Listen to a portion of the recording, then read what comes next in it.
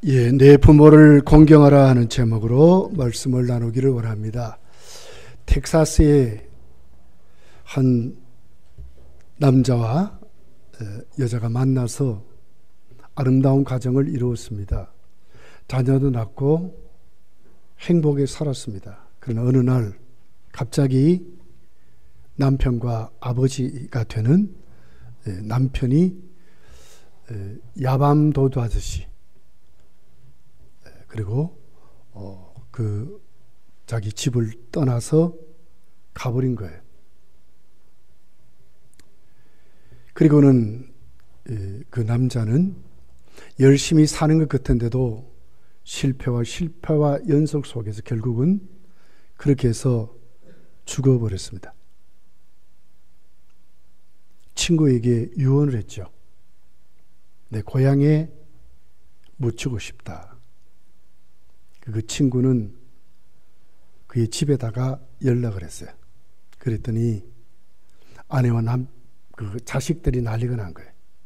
그 사람이 누군데 이제 와서 집에 온단 말인가? 아무것도 우리에게 아버지로서 남편으로 눈꼽만큼도 역할을 못했는데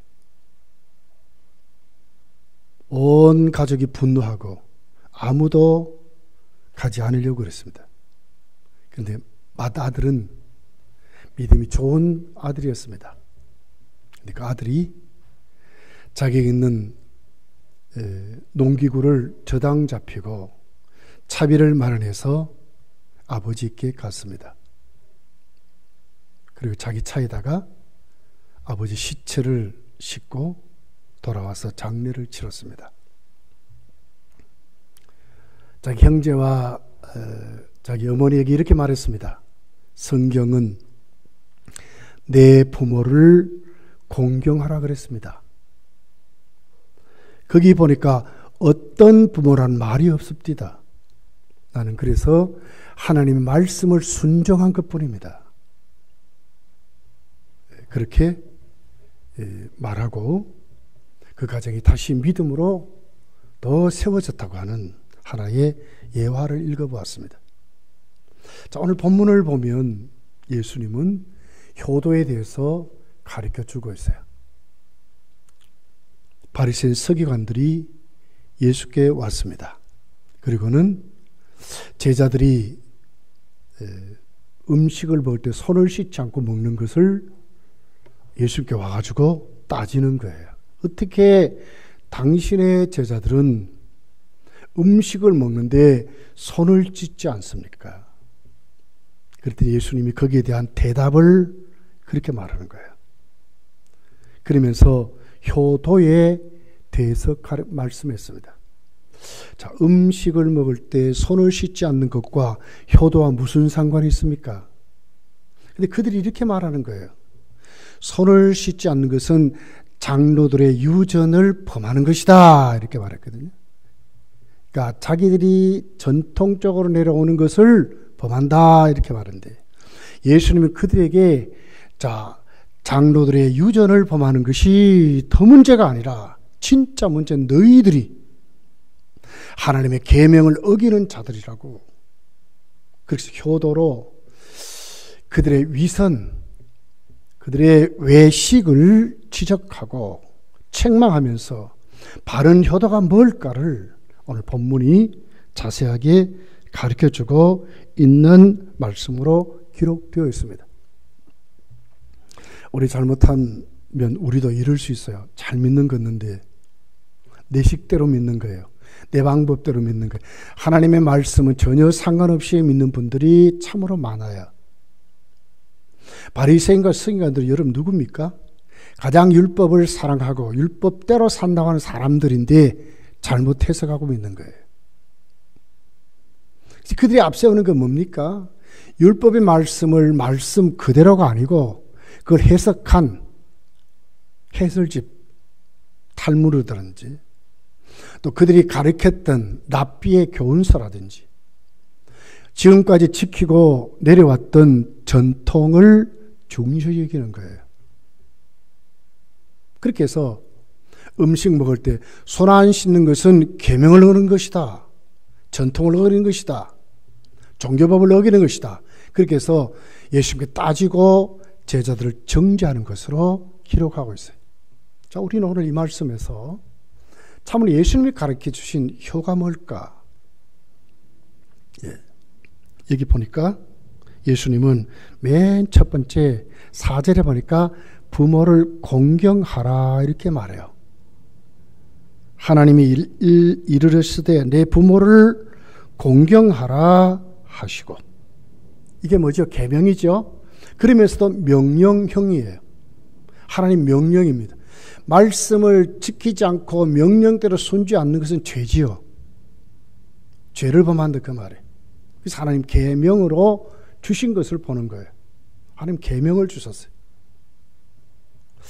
이게 공경하라 하는 이 단어의 뜻은 무겁다 하는 말이거든요. 무겁다.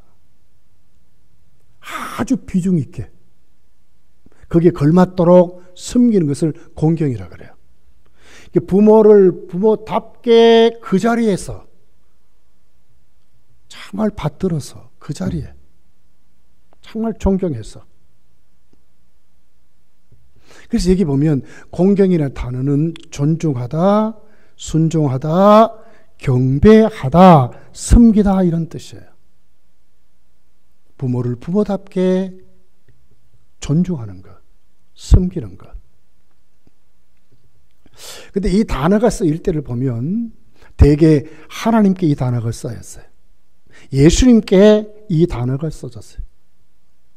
근데 왜 부모에게 공경하라는 단어를 썼을까? 그 이유가 뭘까요? 그만큼 무겁은 분이라는 거예요. 하나님을 섬기듯이 부모는 섬김의 대상이라고 말하는 거예요. 경배의 대상이라고 말하는 거예요.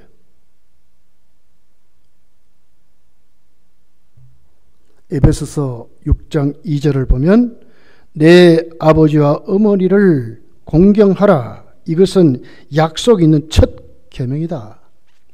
하나님과 우리와의 관계가 1계명에서 4계명까지잖아요. 그리고 인간과 인간과의 관계가 5계명에서부터 10계명인데 그 중에 첫 번째 계명이 부모를 공경하는 거라는 거예요. 약속 있는 첫 계명이다. 무슨 약속이 있습니까? 3절에 보니까 이로써 네가 잘되고 땅에서 장수한다. 신명기 5장 6절 16절에 보니까 너는 내 하나님 여호와께서 명령한 대로 내 부모를 공경하라. 그리하면 네 하나님 여호와가 네게 준 땅에서 내 생명이 길고 복을 누리리라. 생명이 길고 복을 누리리라. 어디에서? 우리에게 주신 기업에서, 땅에서. 약속이 있습니다. 약속이. 그러면서도 뭐예요? 계명이라고 하는 거예요. 계명. 하나님 명령으로 주어졌다고 이렇게 말하는 거예요. 경배를 받아야 될 삼위 하나님에 쓰였던 그 단어, 공경이라는 단어가 부모에게만 쓰였다니까요. 그렇게 해서 거기에 걸맞도록 존중히 여기고 바르게 섬기는, 이것이 바로 신앙적인 성공을 말하는 거예요. 참 성공이 뭔 건가? 하나님께 예배하는 사는 것도 성공이지만 거기에 걸맞도록 부모를 공경하는 것도 신앙적으로도 성공한 길이라는 거예요. 잘 말씀을 받고 그 말씀이 잘 적용되어서 그 말씀대로 살아가는 사람들이 이루는 성공이라는 거예요. 그 첫 번째가 부모 공경이라 이렇게 말씀을 하고 있는 것입니다. 자, 예수님은 지금 바리새인들에게 뭐라 그래요? 7절에 보니까 이렇게 말해요. 외식하는 자들아, 이사야가 너희에게 관하여 잘 예언하였도다. 외식하는 자들이래. 율법을 위에 막 달고 살았잖아요. 이 사람들이 율법을요. 어떻게 하면 자기들이 가지고 있는 전통대로 살 것인가를 그들은 생활에 실천하며 살았거든요. 근데 예수님은 그들에게 외식하는 자들이라고 말하는 거예요. 부모 공경은 우리가 하나님 잘 섬긴다 하면서도 내 부모를 공경하지 않는 것, 존중히 여기지 않는 것은 뭐라고요? 외식하는 거라니까요. 바리새인과 서기관, 지금 예수님이 이렇게 말하는 거예요. 외식하는 자들아. 손을 씻지 않고 음식을 먹는 것이 너희들이 말하는 계명을 어겼다고 한다면, 너희들이 말하는 장로의 전통을 어겼다고 말한다면 너희들은 누구냐? 하나님의 말씀을 어긴, 계명을 어긴, 앞으로는 하나님 찾아놓고 뒤로는 전혀 말씀대로 살지 않는 외식하는 자들이라고 예수님이 그들을 어떻게 해요? 정죄하고 있는 거예요.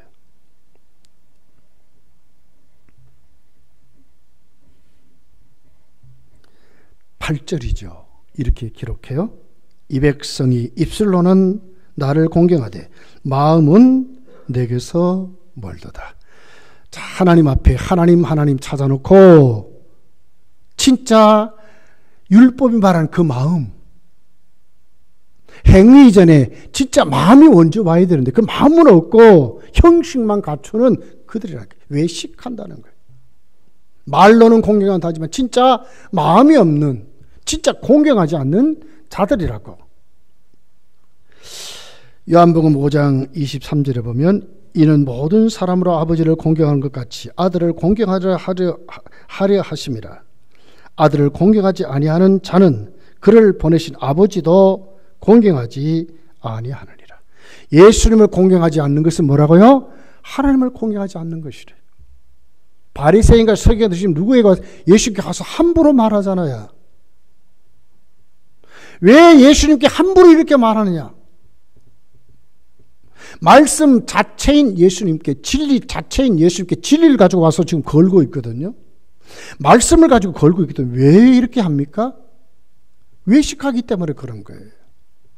주님을 공경하지 않기 때문에 그렇거든요. 메시아로 믿지 않기 때문에 이렇거든요. 우리가 신앙 하면서 믿음 하면서 진짜 우리 삶에 그 믿음의 행위가 나타나지 아니하면 외식하는 자들이라는 거예요.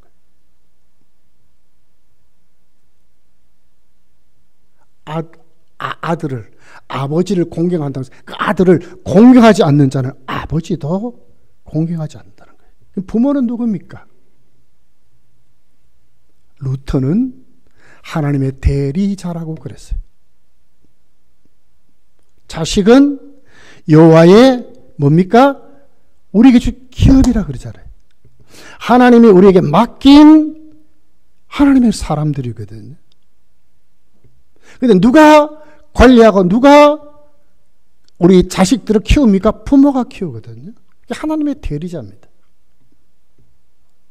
예수를 믿는다 하면서 하나님의 대리자인 부모를 공경하지 않는 것도 뭐라고요? 외식이라고 하는 거예요.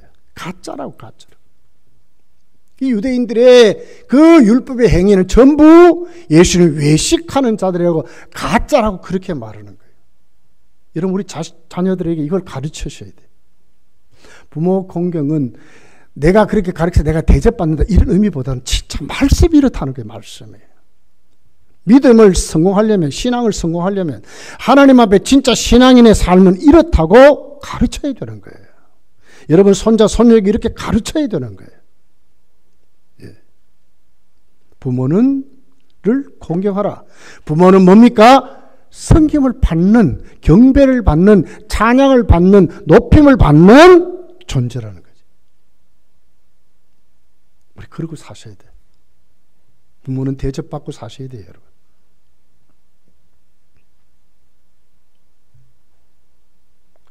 자, 레위기 19장 3절에 있는 말씀이라요. 잘 보십시오. 너희 각 사람은 부모를 경외하고 나의 안식일을 지키라. 나는 너희의 하나님 여호와니라. 먼저 뭘 하라고요? 안식일을 지키는데 먼저 뭐예요? 부모를 공경하고, 부모를, 각 사람 부모를 경외하고 안식일을 지키라. 하나님 누구라고요? 나는 여호와라. 그렇게 말합니다. 여호와란 뜻이 뭐죠? 우리를 구원하신 하나님이란 뜻이거든요. 자기 백성을 저희 죄에서 구원할 자가 여호와예요. 예수. 나는 여호와다. 안식을 받는 자이다. 그렇지만 먼저 할 것이 있다. 각 사람은 부모를 경외하고, 경외라는 단어를 썼어요. 거룩한 두려움을 가지고 참 경배하고 참 공경하고, 그러고 난 다음에 주의를 지키라는 거예요. 자녀들이요, 여러분 오늘 이런 부모들에게 전화도 하시고 또 찾아가 인사도 하시고 그러셔야 돼요. 자, 성경을 보면 부모를 공경한 그 자손들은 복을 받았어요. 다 복을 받았어요. 대표적인 자가 있죠. 그 누구예요? 노아의 자식들이에요. 그 중에 셈과 야벳입니다. 부모답게 그의 부모를 부끄러움을 덮어주고 부모를 그 부모의 위치에다가 세워준 자들이었어요. 창세기 9장 23절에 보면 셈과 야벳이 옷을 가져다가 자기들의 어깨에 메고 뒷걸음질 쳐 들어가서 그들의 아버지의 하체를 덮었으며 그들이 얼굴을 돌이키고 그들의 아버지의 하체를 보지 아니하였더라. 술에 취해서 추태를 부렸잖아요, 노아가. 그런 그 아버지 참 주책 바가지네. 저렇게 술을 먹고 저럴 수 있는가? 그런데 누구예요? 셈과 야벳은 그 부모를, 그 부끄러움을 뒷걸음질에 들어갔대. 그리고는 그 부모의 하체를 가려주고 보지 않고 또 뒷걸음쳐 나왔다는 거예요. 부모를 부모답게, 부모의 실수, 부모의 허물, 부모의 그 나쁜 습관들을 욕하지 아니하고 오히려 덮어주는, 그런 이 두 사람이 복을 받는 거예요. 창세기 9장 26절 27절 이렇게 말씀해요. 또 이르되 셈의 하나님 여호와를 찬송하리로다.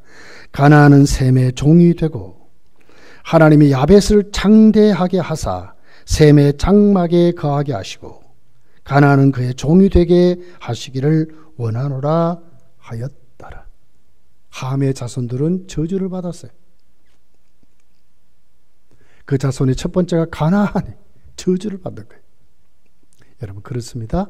우리가 하나님 앞에 정말 부모의 위치에다 세워줄 줄 아는, 무겁게 생각하고 존중하고 바르게 섬기는 그 사람들, 반드시 그 자손들이 복을 받는다는 거예요. 여러분 꼭 가르쳐서야 돼요. 신앙의 성공은 부모의 공경이 있습니다. 여러분 잘 섬겨서 여러분 다 예수 이름으로 승리하시기를 예수님 축복합니다. 주님 보십시오. 마지막 십자가 위에서도 육신의 어머니 마리아를 공경하잖아요. 요한에게 부탁하잖아요. 요한복음 19장 27절에 또 그 제자에게 이르시되 보라 네 어머니라 하신대 그때부터 그 제자가 자기 집에 모시니라. 세례요한은 죽을 때까지 마리아를 모셨어요. 우리가 이 말씀을 보면서 내 부모를 공경하라. 어떤 부모라는 단서가 없어. 거기 부모이기 때문에 공경해야 된다고 성경이 우리에게 말씀하는 거예요. 여러분 오늘부터 여러분 가족이, 여러분 가정에 부모를 공경하는 뜨거운 믿음이 넘치기를 예수 축복합니다. 두 번째는 반드시 부모를 비방하지 말아야 된다는 거예요. 인격적으로 도덕적으로 부모를 존중할 줄 아셔야 돼요. 부모를 함부로 말하시면 안 돼요. 4절 하반절에 보세요. 또 아비나 어머니를 비방하는 자는 반드시 죽임을 당하리라 하셨거늘. 비방하는 자는 반드시 죽임을 당한대. 이 비방한다는 그 단어의 뜻은요, 업신여기다, 욕하다, 악한 말을 하다, 저주하다, 비난하다 그 말이거든요. 우리 쉽게 말들을 잘해요. 우리가 절대로 없이 여기거나 비판하거나 저주하는 말들, 비난하는 말들, 욕하는 말들, 부모에게 절대로 해서 안 된단 말이에요.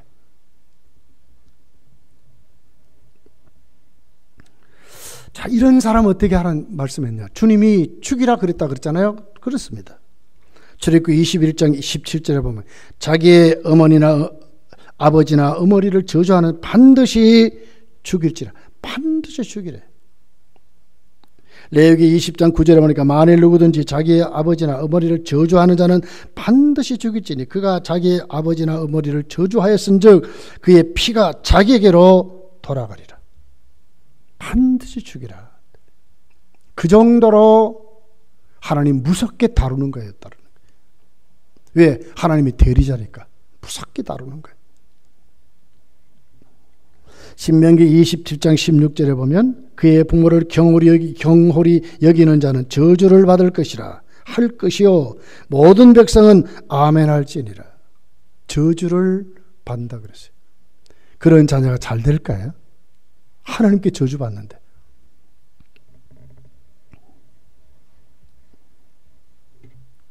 그러니 바리새인과 서기관들의 그 모든 종교 행위는 가짜예요. 가짜. 함부로 말하고 함부로 비판하고 함부로 정죄하고 함부로 판단하고 지들이 만들어 놓고 그 법을 지들이 만들어 놓고 그게 진짜라고 그러고들 믿었다는 전부 가짜라고 하는 거예요. 자, 예수님은 마지막 말세 징조, 우리 주님 오실 때에 말세 징조에 일어날 일들 속에 이렇게 말씀했어요. 마가복음 13장 12절에 보면 형제가 형제를 아버지가 자식을 죽는 데에 내주며 자식들이 부모를 대적하며 죽게 하리라. 진짜 주님 올 때 가족이 깨지니 가정이 없어져 버리는 거예요. 예. 요즘 서서히 그런 현상이 안 일어납니까? 얼마나 우리 사회가 지금 삭막해지는지, 얼마나 지금 힘든지 모르겠어요. 많이 가졌잖아요, 우리가. 많이 누리잖아요. 그런데도 불구하고 왜 우리 마음이 편협해지고 좁아졌는지, 왜 이렇게 여유가 없는지.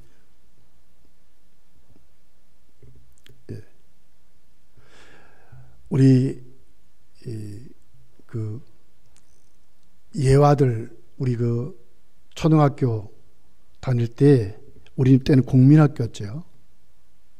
형제가 농사 지어가지고 서로 밤새도록 서로 갖다 주는 거. 그런 글도 우리가 읽어봤잖아요. 형님이 동생을 생각해가지고 농사 지은 거 지게지고도 갖다 놓습니다. 그리고 보니까 똑같은 거 내가 갖다 줬으면 내가 적어야 되는데 동생은 또 형님을 생각해가지고 갖다 놓는 거예요. 여러분, 우리 시대가 지금 어떻습니까? 형제가 형제를, 자식이 부모가 자식을 죽는 데 내어준대. 이것이 말세입니다. 이것이 마지막 때 우리 주님 오실 때 이 사회가 가족의 계집이 깨트려져 버리는 거예요. 없어져 버리는 거예요. 무서운 시대를 우리가 지금 그 시대를 향해서 지금 가고 있는 거예요. 이 악한 세대를 깨트려야 됩니다. 그럼 어떻게 해야 됩니까? 우리가 우리 가족 안에서 이제 질서를 세워가야 되는 거예요. 바른 믿음을 가지고 가야 되는 거예요. 자식은 정말 부모를 공경할 줄 알아야 되는 거예요. 이거 신앙적인 선곡이거든요. 그러면서도 도덕적으로 부모의 인격을 존중하고 비방하거나 가볍게 하거나 욕하거나 이런 말들 하지 않고 정말 부모를 부모답게 대우해주는, 주님이 얼마나 무섭게 말해요. 죽이라 그러잖아요. 지금 부모를 욕하는 사람 죽이라고 그러잖아요. 이제 하나님의 말씀이거든.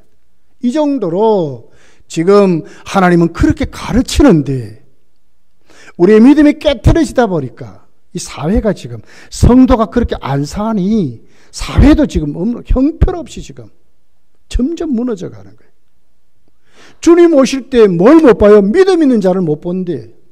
어떤 믿음입니까? 성경대로 안 믿는 믿음입니다. 성경대로 믿는 자를 보기 찾아 힘든다 그 말 아닙니까? 그 말씀 아닙니까?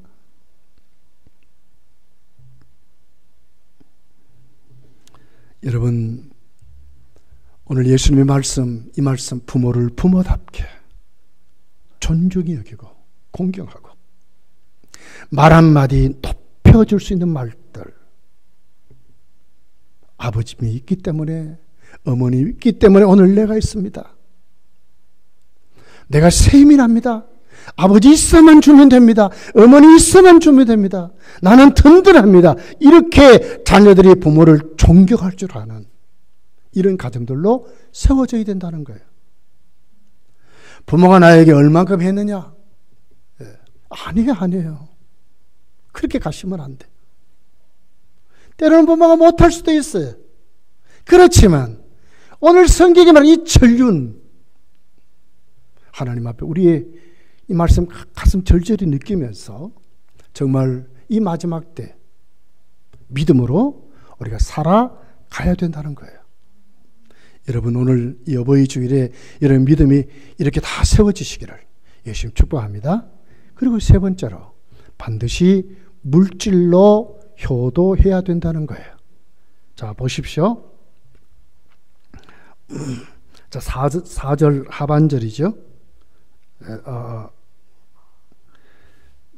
5절이죠. 5절. 자, 5절 한번 볼게요. 너희는 이르되 누구든지 아버지나 어머니에게 말하기를 내가 드려 유익하게 할 것이 하나님께 드림이 되었다고 하기만 하면 그 부모를 공경할 것이 없다 하여 너희의 전통으로 하나님의 말씀을 폐하는도다. 폐한다 말은 아예 없어버렸다 그 말이거든요. 하나님 말씀이 없다 그 말이에요. 이 사람들은 밤낮 입으로 하나님 그러고 살았잖아요. 그리고 하나님께 드린다고만 하면 다른 것 안 해도 돼요. 내 주머니에 100만 원 있습니다. 근데 어떻게 합니까? 이 사람들이 이것 가지고 나는 하나님께 드립니다 이러면 부모 안 드려도 된다 그 말 아닙니까? 다른 거 안 해도 된다 그 말 아닙니까? 하나님께 드림도 중요하지요.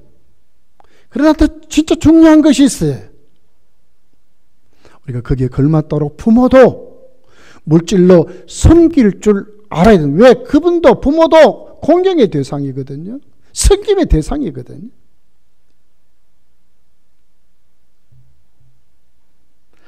자, 병행구절이죠. 마가복음 7장 11절에 가면 이렇게 말해요. 너희는 이르되 사람이 아버지에게나 어머니에게나 말하기를 내가 드려 유익하게 할 것이 고르반 곧 하나님께 드림이 되었다고 하기만 하면 그만이라 하고 그랬어요. 참 핑계가 좋잖아요. 그렇게 안 하면서도 이거 하나님께 드릴 거야 요러고 안 하는 게 안 하는 거예요. 이 말이에요 지금. 진짜 하나님께 드리면 되죠. 근데 그것도 안 해. 그러면서도 그런다는 거예요.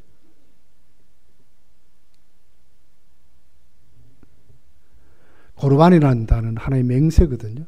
하나님께 맹세하는 거예요. 하나님 내가 이렇게 하겠습니다 이 말이거든요. 근데 진짜 그렇게 한다고 했으면 그렇게 하면 되는데 안 하는 게 거짓말이에요. 거짓말. 안 하려고 핑계를 그렇게 한다 그 말이에요. 하나님께 드린다, 하나님께 일한다, 하나님 뭐 이래놓고 말로는 하나님 찾으면서 진짜로 그렇게 삶을 살지도 않으면서 다른 것도 안 한다. 특별히 부모에게.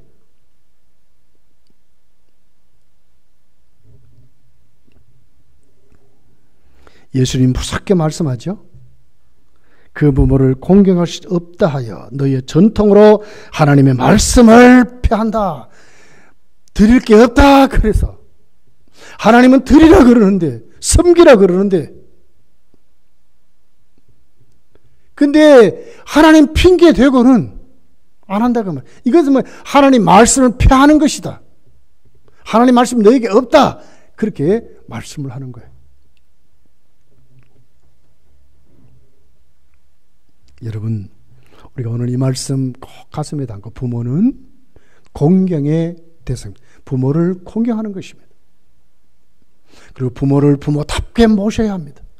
함부로 말하면 안 됩니다. 부모는 무겁게 생각해야 됩니다. 정말 존중히 여겨야 됩니다. 말 한마디 똑바로 해야 합니다. 부모를 무시하면 안 됩니다. 하나님이 기뻐하지 않아요. 왜요? 하나님의 대리자잖아요. 내가 오늘 여기 있는 것은 부모 때문에 여기 있잖아요. 그리고 그 부모는 물질로 공경해야 된다는 거예요. 말로는 잘하죠. 근데 밥 한 그릇 안 사. 뭘 공경하는 겁니까? 물질로 공경해야 돼. 섬겨야 된다는 거예요. 고르반 좋아요. 고르반 좋아요. 하나님께 드려 좋다 그 말이. 그렇지만 그렇게도 안 살면서 부모에게 안 하려고 핑계 댄다 그 말 아닙니까? 빠르게 섬기지 않으려고 그렇게 한단 말 아닙니까? 옛날에 참 많이 그랬어요. 남편이 믿거든. 그러니까 교회 가서 봉사한다 이래놓고 안 가고 막 밥도 안 차려주고 막 그래. 하다 또 하니까 가정 몰아가 자꾸 일어나니까 목사님 그걸 아는 거예요. 어찌할 수 없어가지고 나중에 뭐라 그럽니까? 가정도 잘해야 된다고. 좋은 말은 하지만 실제로는 그거 아니에요. 다 좋습니다. 정말 하나님께 잘해야 합니다. 진짜 잘해야 합니다. 거기에 걸맞도록 부모에게도 잘해야 하는 것입니다. 약속 있는 첫 계명이라 하지 않습니까? 계명입니다. 잘해야 합니다.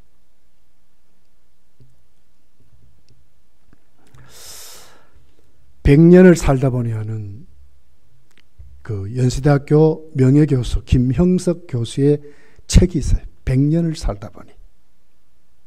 거기 보면 지금 그러니까 그 1920년생이니까 만으로 101살이에요. 우리나라 나이로 102살이죠. 아주 건강합니다. 지금도 버스 타고 다니고요.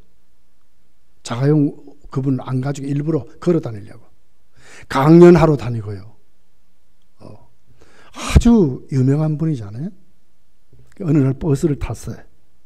할아버지가 이제 타는 거예요. 이제 도와줘. 부축해서 자리에 앉게 해드리고. 나중에 내릴 때도 부축해서 이제 내리도록 이렇게 도와주니까 그 할아버지가 김영석 교수를 보고 말하는 거예요. 내 나이 92이야. 젊은이 고맙네. 그러고 내리더라는 거예요. 누가 나이가 더 많습니까? 김영석 교수가 102살인데 지금 한국 나이로. 근데 92세 된 할아버지가 김영석 교수가 젊은이 그랬다는 거예요. 이건 뭘 얘기해요? 그만큼 건강하시다는 거예요. 그만큼 정신세계가 똑바르고 그랬다는 거예요. 무엇이 그를 그렇게 합니까? 성경은 약속해요. 에베소서 6장 3절에 뭐라 그러죠? 잘 된대. 형통한 삶을 산대. 그리고 뭐예요? 장수한데 건강하게 산대. 이것을 몰써 그렇게 복을 받고 사는 분인 것을 우리가 보는 거예요. 김영석 교수는 교회 장로님입니다.